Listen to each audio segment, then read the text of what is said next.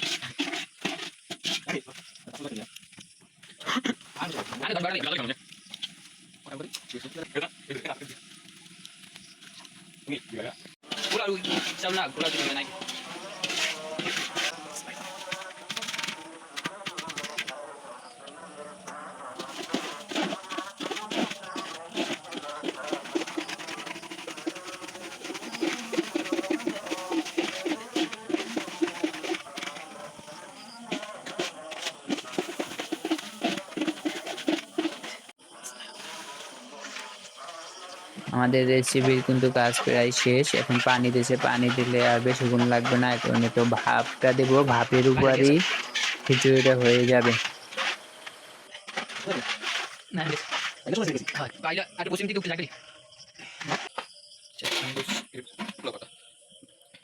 সময় মতন কি নেবে? দেখো খিচুড়ি, খিচুড়ি খা, খিচুড়ি।